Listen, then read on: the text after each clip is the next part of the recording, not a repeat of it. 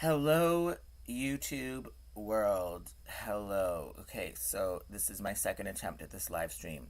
It is Thursday, January 15th, 2026, and I'm finally weighing in on the US invasion of Venezuela that recently occurred. I mean, when did that? I feel like it must have been about a week ago now. So I've been a bit slow in giving my analysis, but that's because I'm no longer a practicing academic. I've been out of school for quite a few years and not doing anything academic related. But my mind still works that way. I'm a trained geographer with a keen sense of having I very good at having my finger on the pulse of geopolitics, and obviously I recognized right away when this happened what it was all about. It's about oil. Venezuela is sitting on massive oil reserves that are very important for the global economy, and so I obviously knew that it had something to do with that. But in terms of the timing, why it's happening now, I'm not really up on the ins and the outs of oil markets to really be able to tell you, well, why did the US make this move at this particular point in time, as opposed to, say, 10 years ago, or 20 years ago, or 10 years from now.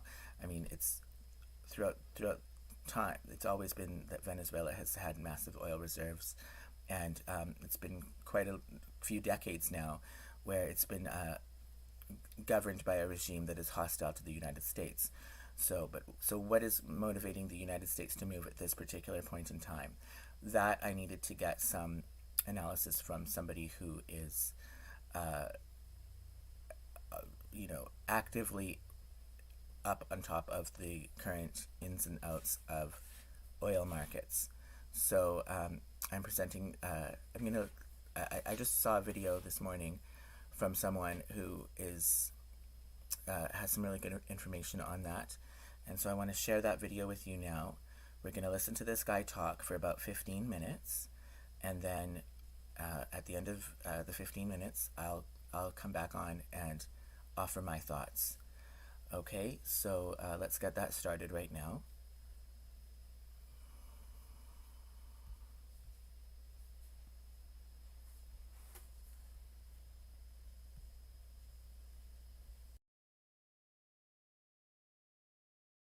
The headlines have moved on. Maduro is in New York. The airstrikes are over. The press conferences are done. But the real story is just beginning. What happened in Venezuela is not a courtroom story. It is a systems story. This analysis steps away from the spectacle and looks at what actually happened, not through personalities or politics, but through structure. It traces how an operation framed as law enforcement sits inside a much larger strategy involving resources, trade routes, and the control of economic systems that shape global power. For years, pressure was applied quietly. Sanctions hardened, financial channels narrowed, energy markets shifted, China's economic footprint expanded across South America. Venezuela did not suddenly become important, it became unavoidable. What appears abrupt is the final move in a long sequence where negotiation gave way to force and market logic replaced diplomacy. This report examines why this happened now, not earlier. Why oil denomination, currency systems, and China's role in the hemisphere sit at the center of the decision, even when official explanations keep changing. And why the contradictions between public statements reveal more than the statements themselves. Right now, across every news network, you're watching the same story on repeat. Special forces descending from the sky, a Latin American president in handcuffs, commentators praising tactical precision and strategic brilliance. They want you focused on the spectacle, on the daring raid, on the military success. Because if you're watching the helicopters, you're not watching the balance sheet. This wasn't regime change for democracy. This wasn't about human rights violations or drug cartels. This was a debt collection operation with gunships. There's an old rule in geopolitics that everyone pretends doesn't exist. You cannot sanction the countries that control your vital resources. Not forever, not without consequences. For 23 years, the United States tried to defy this rule. They sanctioned Venezuela. They froze assets. They recognized parallel governments. They funded opposition movements. They did everything except the one thing they just did. Until this week, when all of that collapsed in the most revealing way possible. On December 28th, Nicolas Maduro signed energy agreements with China worth $18 billion. 2 days later, Jake Sullivan, the National Security Advisor, quietly requested a meeting with Venezuelan officials in Panama, not to threaten, not to impose conditions, to negotiate access to oil that Washington has spent 2 decades trying to destroy. What you're witnessing is not diplomacy. It's capitulation that got interrupted by helicopters. The media has been selling you a story for years. They told you the shale revolution made America energy independent. They told you the United States is now the world's largest oil producer and therefore doesn't need to care about the Middle East or Latin America anymore. This is a half-truth. And in geopolitics, a half-truth is a full lie. The United States does produce massive amounts of oil, but it produces light, sweet crude. It's like champagne, bubbly, light, expensive to extract, and not what American refineries were built to process. The problem is this. The massive refineries in Texas and Louisiana, the industrial backbone of American energy, were built 50 years ago. They were designed to process heavy, sour crude, the thick, sludge-like oil that comes from Venezuela and the Middle East.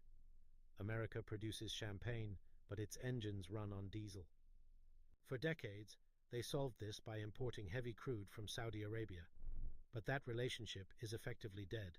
Saudi Arabia is no longer the gas station of the West. Riyadh is cutting production to keep prices high. They're joining BRICS. They're ignoring calls from Washington. The Saudi prince has made it very clear he's no longer interested in being a vassal state. So the United States faced a mathematical problem. They were running out of the specific type of oil needed to keep their refineries running at capacity. And worse, they had already played their emergency card. Over the last 2 years, the administration drained the Strategic Petroleum Reserve. The SPR is meant for war. It's meant for national emergencies. It is not meant to buy votes by artificially lowering gas prices before elections. Yet they opened the taps. They flooded the market with millions of barrels to keep prices down. Now the bill has come due. The SPR is at its lowest level since 1983, 351 million barrels. That's it. Under the Biden administration, 180 million barrels were released in 2022 alone to control prices after the Ukraine conflict started. Those barrels have not been replaced. The International Energy Agency projects a deficit of 1.2 million barrels daily for 2025 if tensions with Iran escalate and Russian sanctions remain in place. So Washington looked at the map. They looked for heavy crude suppliers. Canada is already pumping at maximum capacity. Russia is sanctioned and hostile. Saudi Arabia is uncooperative and pivoting toward Beijing. That left only one option: the massive heavy crude fields of the Orinoco Belt, Venezuela. This is what this is really about. Not oil volume, but oil denomination. Venezuela has the largest proven oil reserves on Earth, roughly 300 billion barrels, but production has collapsed. Under Maduro, output fell from over 3 million barrels per day to less than 1 million.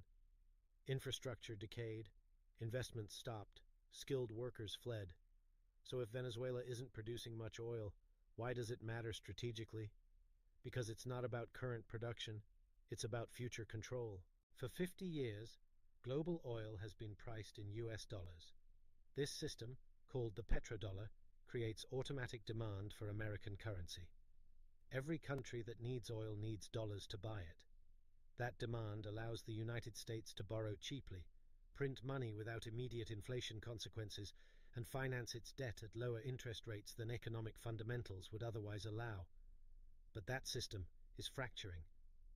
Saudi Arabia refused to renew its exclusive dollar agreement. BRICS nations, Brazil, Russia, India, China, South Africa, are increasingly settling energy trades in local currencies or yuan. And Venezuela, according to multiple reports, was preparing to fully integrate its energy sector into China's cross-border interbank payment system and price its oil in a basket of currencies led by the yuan. If that had happened, China could buy Venezuelan oil without holding dollars. If China doesn't need to hold dollars, demand for US currency drops. If demand drops, the dollar's value falls. If the dollar falls, the cost of servicing American debt skyrockets. This is the threat. Not that Venezuela would sell 1 million barrels a day to China. but that Venezuela sitting on 300 billion barrels would prove you can price oil outside the dollar system and survive. That's what Washington couldn't allow. The American dollar is not backed by gold. It hasn't been since 1971. It's not backed by industrial productivity. The manufacturing base has been hollowed out for decades. It's backed by one thing, an agreement made 50 years ago with Saudi Arabia. Oil must be sold in dollars. This is the magic trick. Because every nation on earth needs oil, every nation needs dollars to buy it. This creates permanent artificial demand for US currency. It allows the United States to print trillions of dollars, export the inflation to the rest of the world, and never face the consequences. This system is called the exorbitant privilege. It's the source of American prosperity for half a century. But recently, the magic started to fade. In June 2024, the Saudi-American petrodollar agreement formally expired. Saudi Arabia did not renew it. They now accept Chinese yuan for oil sales to China, their largest customer. In November 2024, the United Arab Emirates processed $128 billion in bilateral trade with China completely in yuan. Russia sells oil to India in rupees and rubles.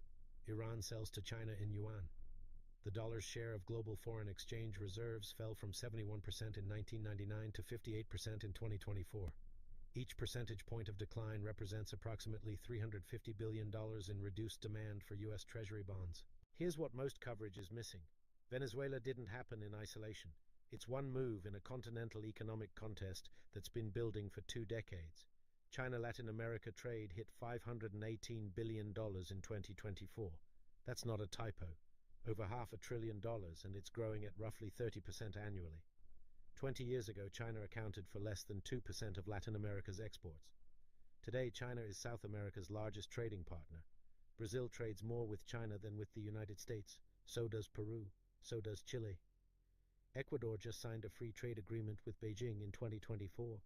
Nicaragua did the same. 22 out of 33 Latin American and Caribbean nations have joined China's Belt and Road Initiative. This isn't just trade statistics. This is infrastructure. China now owns or operates major ports in Peru, Brazil, Panama, and Ecuador. The port of Changsay in Peru, which just opened, is designed to handle exports from 6 South American countries directly to Asia, cutting the United States out of the supply chain entirely. So when you hear about Venezuela, understand the context. The United States is watching its historical sphere of influence shift economically toward Beijing. And that shift isn't abstract. It's ports, railroads, energy contracts, and payment systems. Venezuela currently produces 780,000 barrels daily.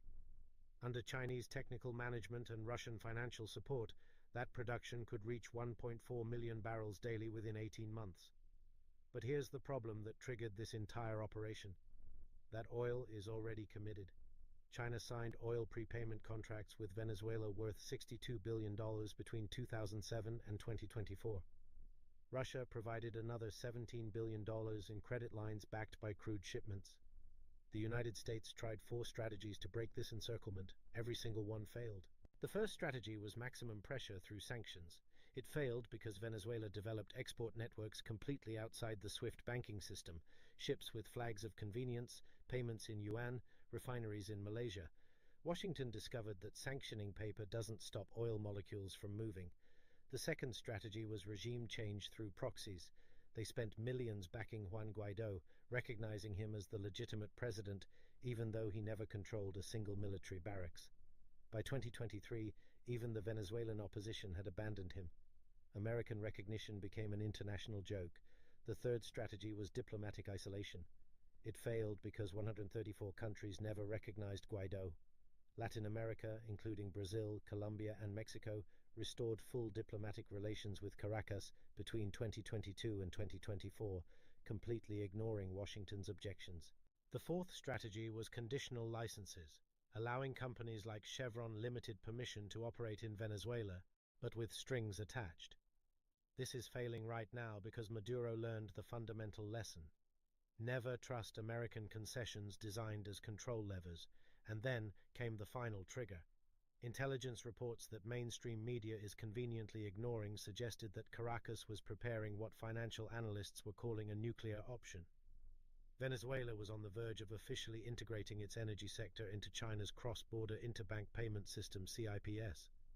They were preparing to price their entire reserve, the largest on Earth, not in dollars, but in a basket of currencies led by the yuan and backed by gold. If this had happened, it would have been a signal to the entire global South.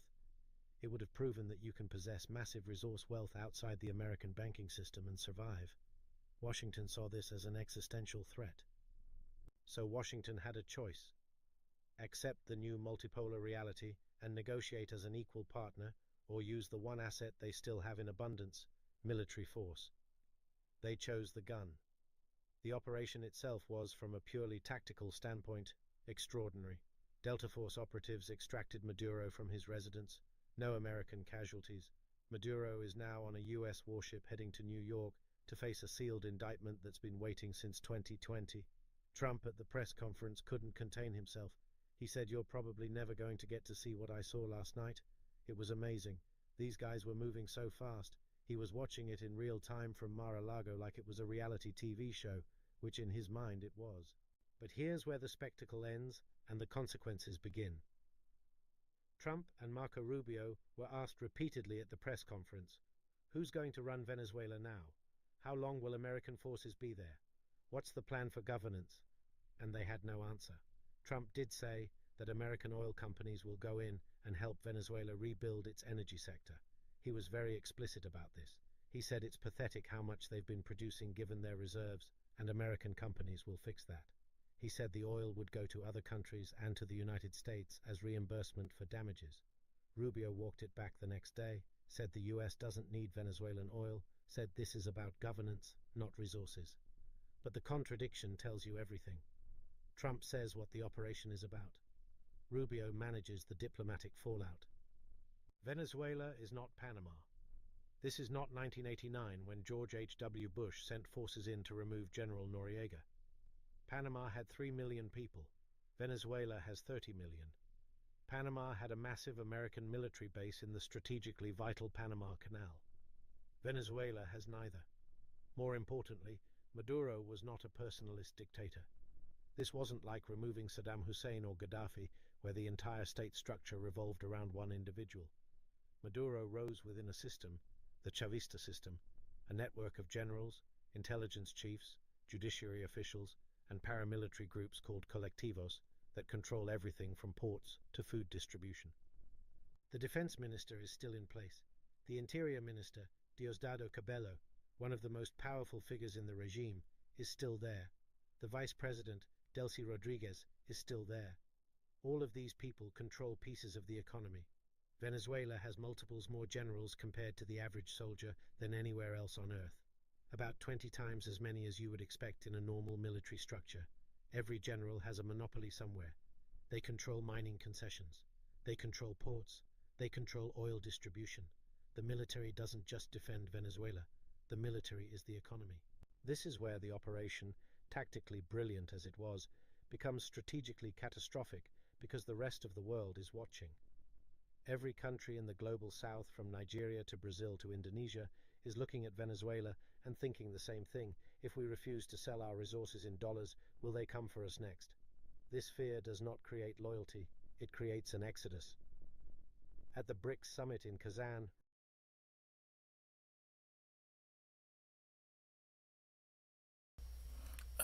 Okay.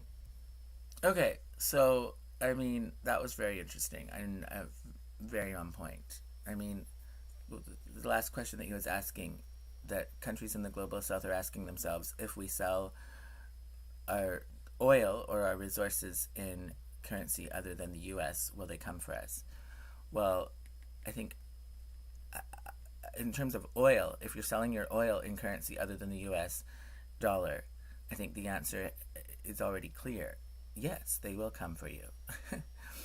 Wasn't that what was behind the Iraq War, the second Iraq War? What was actually behind it? It wasn't about weapons of mass destruction. It was about that Iraq was preparing to sell its oil in currency other than the U.S. dollar, and you know, the U.S., as he explained, the U.S. relies on on what is referred to as the petrodollar, the fact that the dollar is reserve currency in the world because the majority of world trade is conducted in US dollars. Specifically, the majority of trade in petroleum, oil, is conducted in US dollars. And as long as the majority of that trade is done in US dollars, that allows the US to run up massive deficits year after year and and uh, and basically not have to pay it back, or very low interest rates on that debt, and allows it to enjoy the high standard of living that it has enjoyed through our lifetime. Um, Other countries, incidentally, Canada and that, do not have that benefit, so we have to live more within our means. Although we do benefit from that system indirectly, being a next door neighbor to the United States. Um, Now, a few things. First of all, the reality of the world is that every country on this planet is either uh, uh, a hegemonic power or a vassal state. Okay, and there's very few hegemonic powers. There's really three hegemonic powers, which is relatively new. For most of my lifetime, it would have been two hegemonic powers, or at least the beginning part of my lifetime, there was two. It was the USA and the USSR, when I was a child, were the two hegemonic powers. Okay, America and Russia, essentially, the two largest countries on the planet in terms of area and in terms of the size of their economy. Well, and in terms of military strength as well. It's a bit complicated. So, today now we have USA, Russia, and China. It's a multipolar world. We've got three top dog global hegemons: USA, Russia, and China.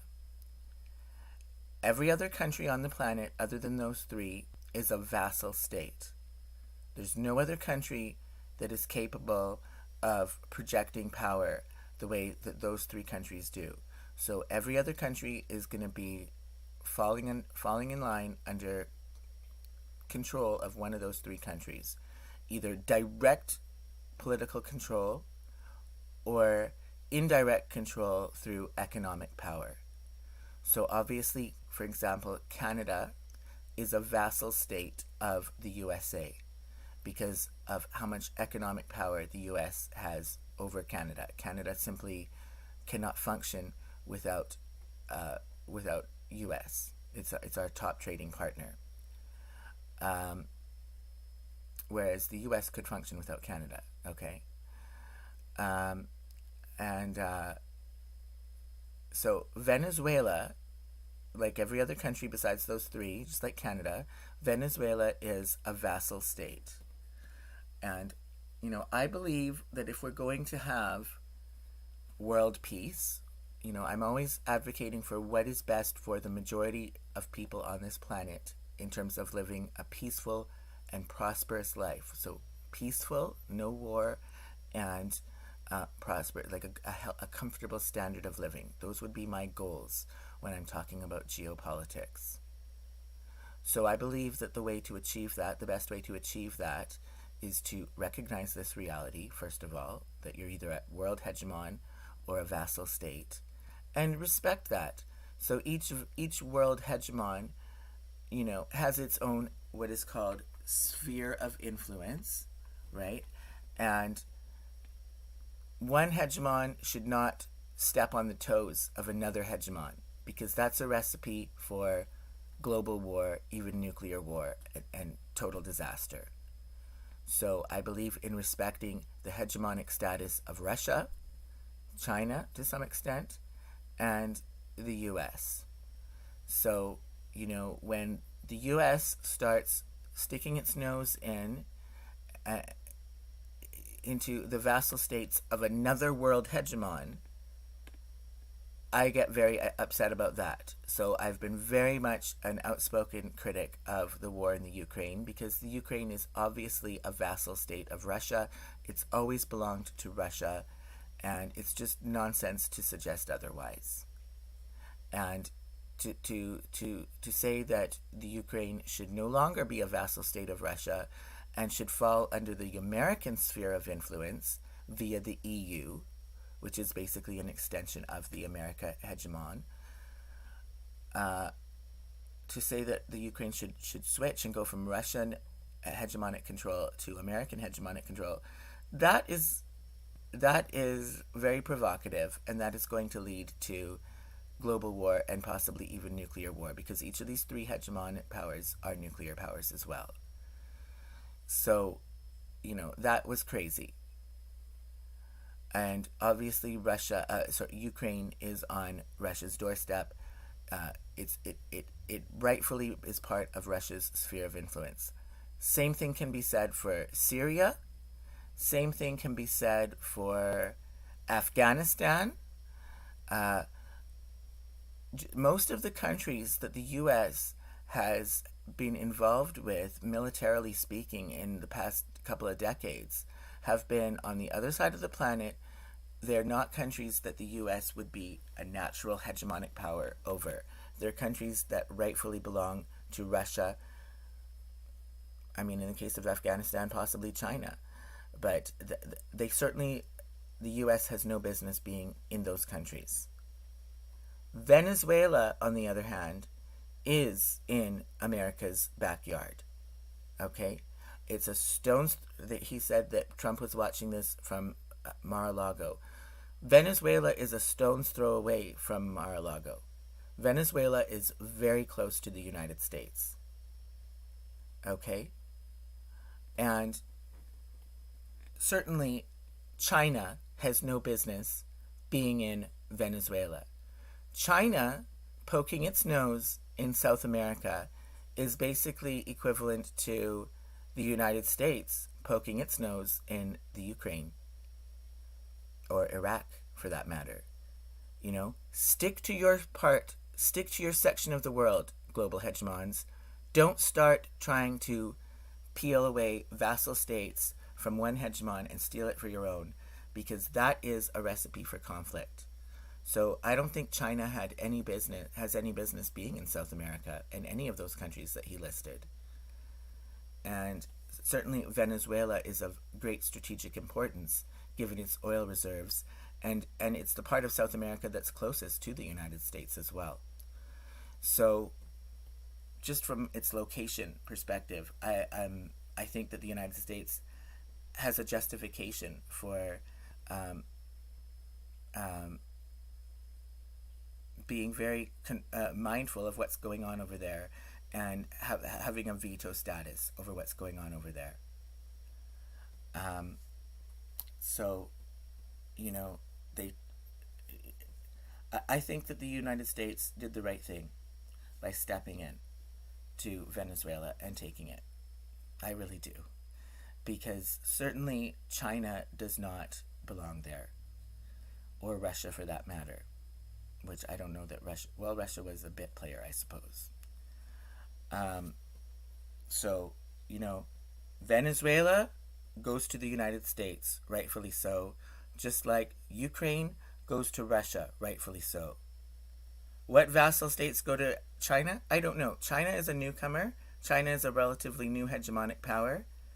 China should stick to its immediate neighbors.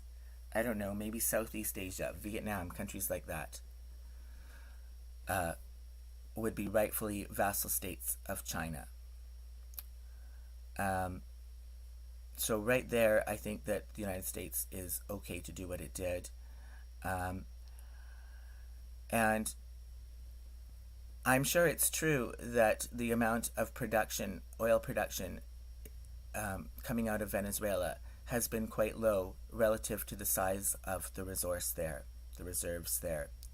So I'm sure that, I appreciate that Trump spoke the truth, as Rubio was saying it's all about governance and fighting against communism and installing democracy. Yeah, right. There isn't even democracy in the United States. How are they going to impose it somewhere else? No, it's about oil. So I appreciate that it sounds like Trump was being honest about that. It's about oil, and that U.S. oil companies will go in and ramp up production and get this oil onto the market. Well, let me tell you, that is going to benefit all of us in the Western world, maybe the entire world, really, because we have been suffering from inflation very deeply. It's been a very bad inflation for a very long time. Something needs to be done to bring down prices for consumers so that people around the world can live a comfortable living standard. And the way to do that, the best way, one of the best ways to bring down inflation would be to ramp up oil production. Because the cost of oil is going to be built into the cost of every product that you see.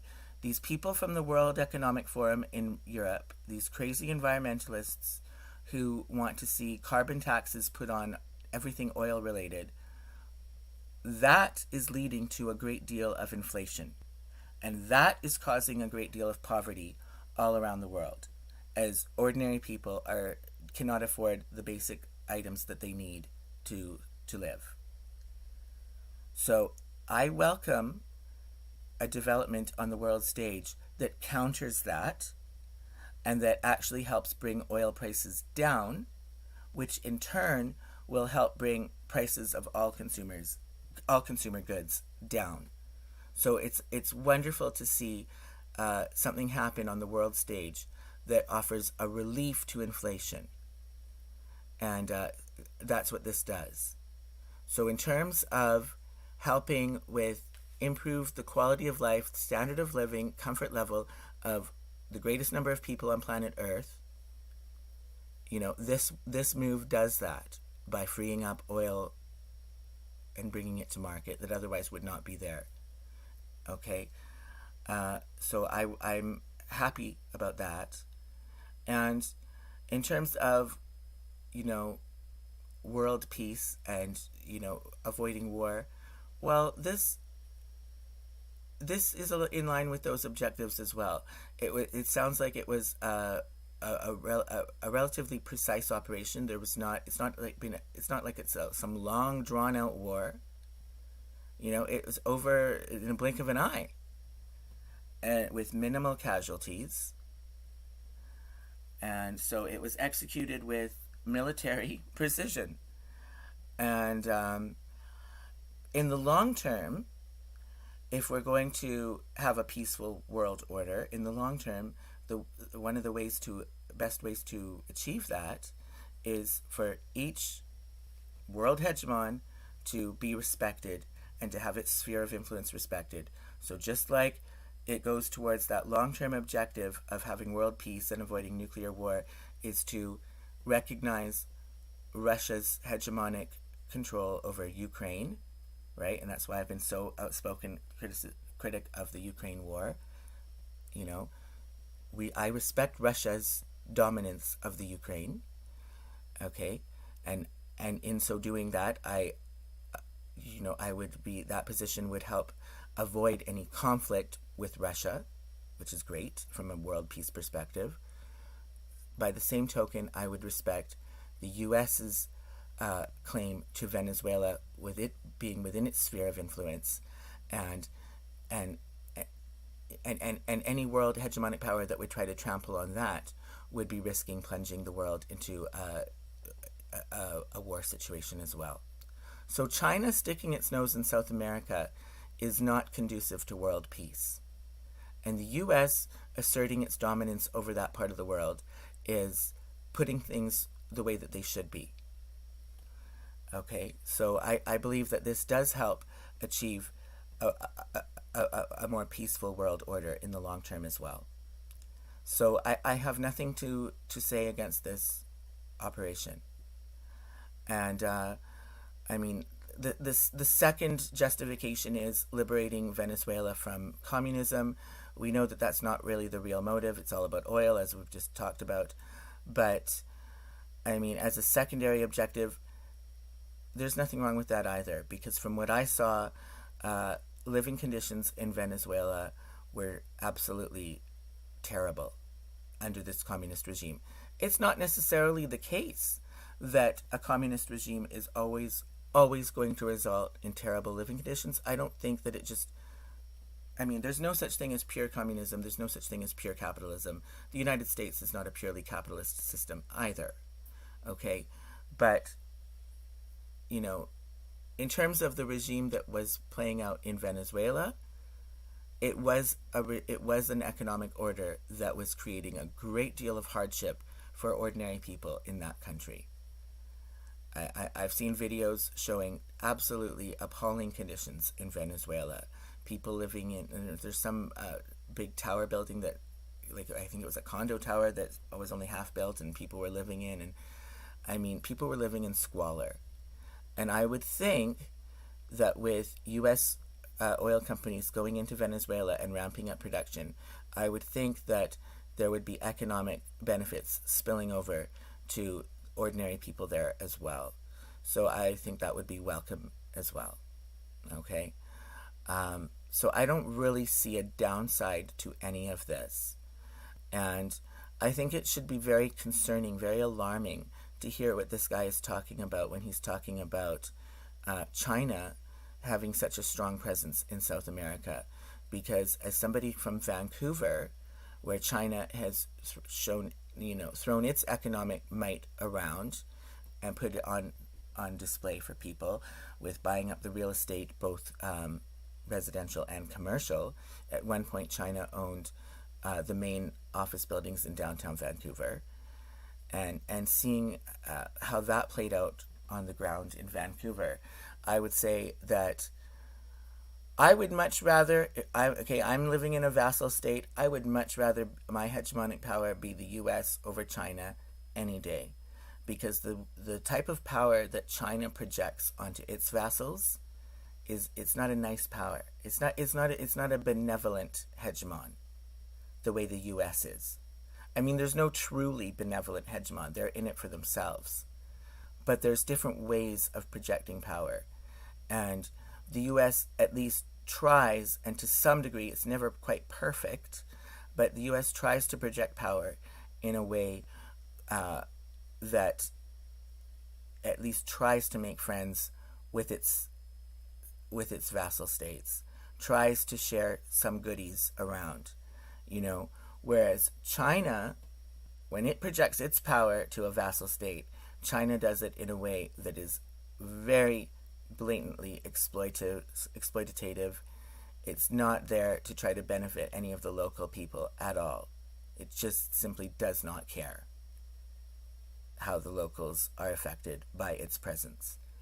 So I would much rather be under American hegemony than Chinese hegemony. Having a taste of experiencing both, I would say, the American one is far more benevolent than the Chinese version. So again, for the local people in South America, it's a dance with the devil when they are forming into these economic relations with China. Much better off sticking with the United States, which is in their neck of the woods, geographically is close enough. It makes sense for those to be partners. China has no business in this hemisphere. It should not be in this hemisphere, period. So in terms of countering and pushing back on growing Chinese hegemony beyond its traditional sphere of influence in places where it traditionally has not been, I would welcome this move on that basis as well. Okay?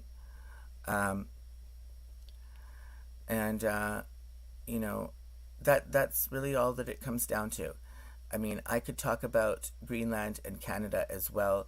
There's been headlines about the U.S. invading Greenland, U.S. invading Canada. It's not going to happen.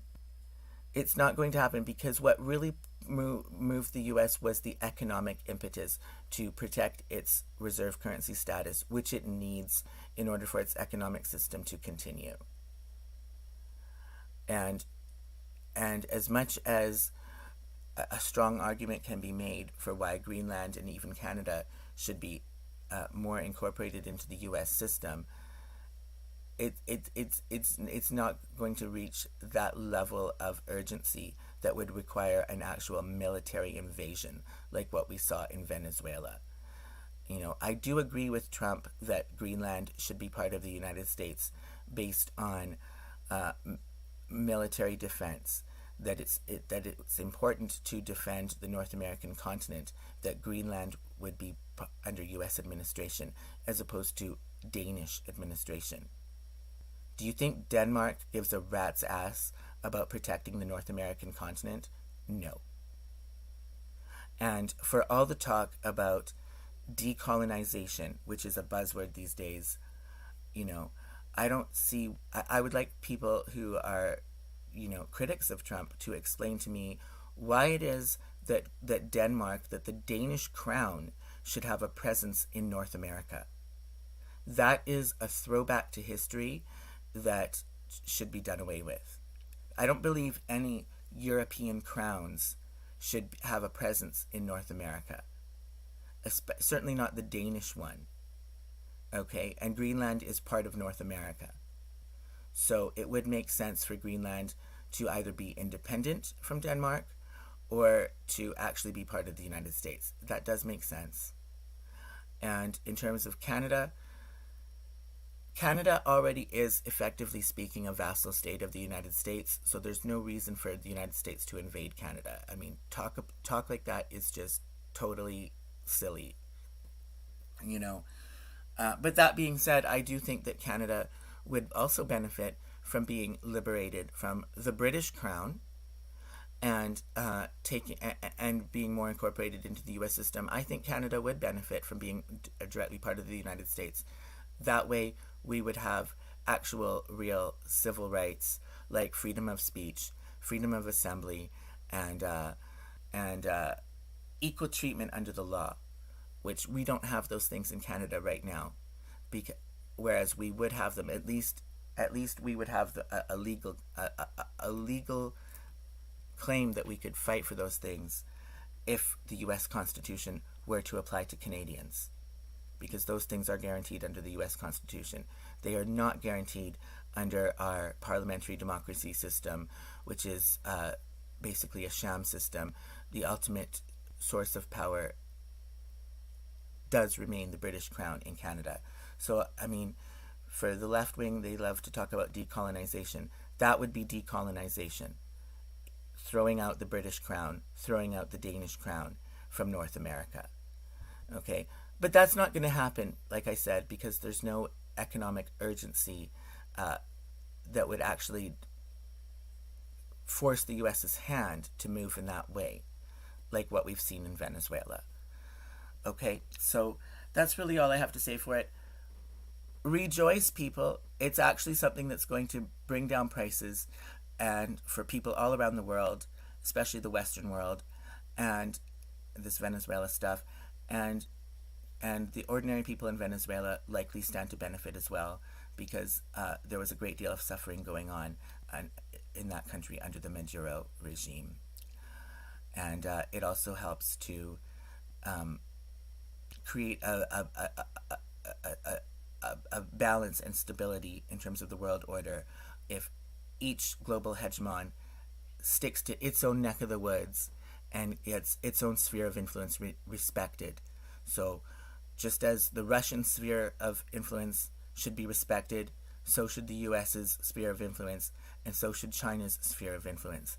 And each of these three hegemonic powers should not be stepping on the toes of the other, because that is where we risk running into serious global war and possibly even nuclear war. So this helps strike that balance. So that's why I basically support what's happened in Venezuela. All right, that's all I have to say for now. Thanks for watching, and peace out.